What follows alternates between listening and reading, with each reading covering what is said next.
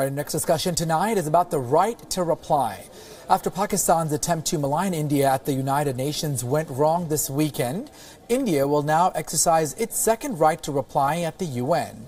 India will respond to Islamabad's allegation that India is spreading terrorism in Pakistan. The Indian envoy to the UN, Eenam Gambhir, is expected to present the reply a little after 11 o'clock tonight. This comes after Pakistan's permanent representative to the UN, Maliha Lodi, used a picture to point at the face of democracy in India. Except the picture wasn't from India.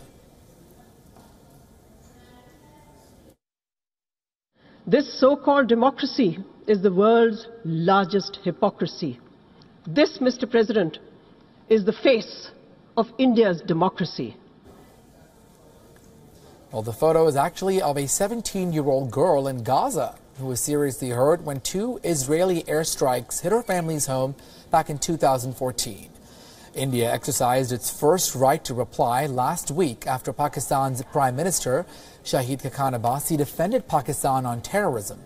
India's First Secretary, Eenam Gambhir, spoke at the general debate of the 72nd UN General Assembly session, calling out Pakistan for playing the victim card. Listen in.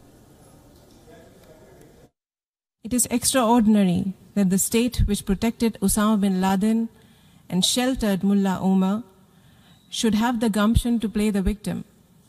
By now, all Pakistan's neighbors are painfully familiar with these tactics of creating narratives based on distortions, deception and deceit.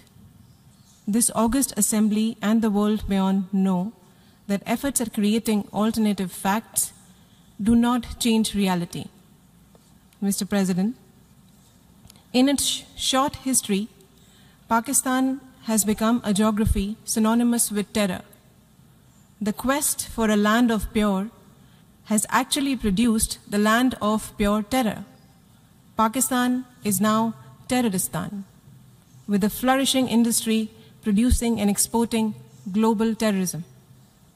Its current state can be gauged from the fact that Hafiz Mohammad Saeed, a leader of the United Nations designated terrorist organization, Lashkar-e-Taiba, is now sought to be legitimized as a leader of a political party. This is a country whose counter-terrorism policy is to mainstream and upstream terrorists by either providing safe havens to global terror leaders in its military towns or protecting them with political careers. None of this can justify Pakistan's avaricious efforts to covet the territories of its neighbors.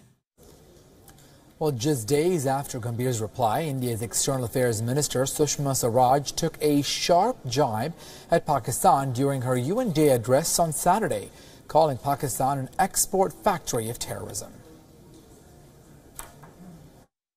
हमने IITs बनाए, Indian Institute of Technology. हमने IIMs बनाए, Indian Institute of Management. हमने AIIMS जैसे अस्पताल बनाए, all India institute of medical sciences. हमने अंतरिक्ष के क्षेत्र में विश्व प्रसिद्ध संस्थान बनाए. पर पाकिस्तान वालों, आपने क्या बनाया? आपने लश्कर-ए-तैयबा बनाया, आपने जैश-ए-मोहम्मद बनाया, आपने हक्कानी नेटवर्क बनाया, आपने हिजबुल मुजाहिदीन बनाया, आपने आतंकवादी ठिकाने बनाए, आपने टेररिस्ट कैंप्स बनाए. All right, let's go to our senior correspondent, Ramesh Ramachandran, joining us now live from the WION newsroom. Ramesh, certainly a bit of an embarrassment there for Pakistan. India's right to reply coming up in just a few hours now. Indeed, Archit, India can be expected to reply to Pakistan's allegations and charges in about less than 3 hours from now. We're expecting the Indian response at about 11 p.m. India time, or about 17:30 GMT. That's when the Indian delegate and diplomat will be taking to the podium, as it were, to respond to the charges leveled by Pakistan. But speaking about Pakistan, if the past is any indicator, Archit, Pakistan has continuously harped on the issue of Jammu and Kashmir human rights violations. It's sounding like a broken record now for the last many years now. It's been using the same boilerplate language, as it were, on the issue of Jammu and Kashmir in particular. And to my mind, India has consistently been raising the issue of Pakistan's duplicity on the issue of terrorism at every international fora, especially in the last year and a half.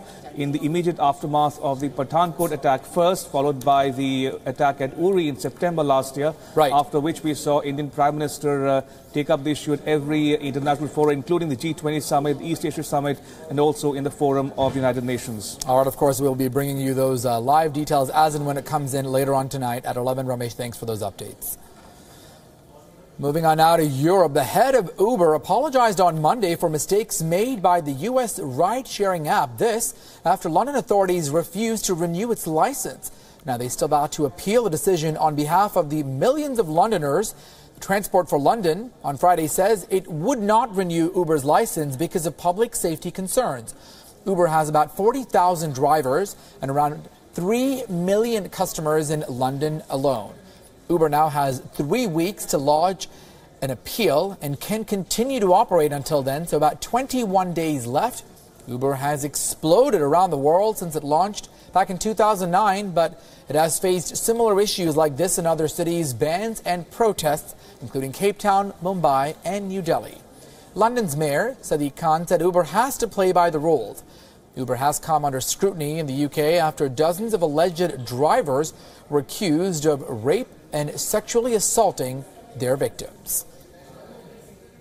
Let's go straight to our London Bureau Chief, Mandy Clark, joining us on this story. Mandy, what is the latest developments that you're picking up there in terms of the mood and chatter? I mean, certainly Uber must be very popular, especially with some of the younger folks. Of course, you guys do have the tube, but is there some concern that London may not have Uber? Yes, there is a very big concern. They have 3.5 million customers in London, and as you point, there is the underground system, yes, but it is oversubscribed. It's heaving at peak times. So many people have come to rely on Uber as a mode of transport. There has been petitions to stop Transport for London banning Uber, and an overwhelming feeling that there might have been pressure from the black cabs. So black cabs are separate to Uber, and they cost nearly double. But they do have a strong lobby group. So there's questions whether those black cabs who are always opposed to Uber coming in, if they had put undue pressure on Transport for London. Uber has come out and put their hands up and admitted that they have got some things wrong. But they pointed out that they don't go directly to Transport for London if they're an accusation of sexual assault. They go straight to the police. Have to wait and see what all unfolds. Mandy, thank you for all of those updates. Hopefully Uber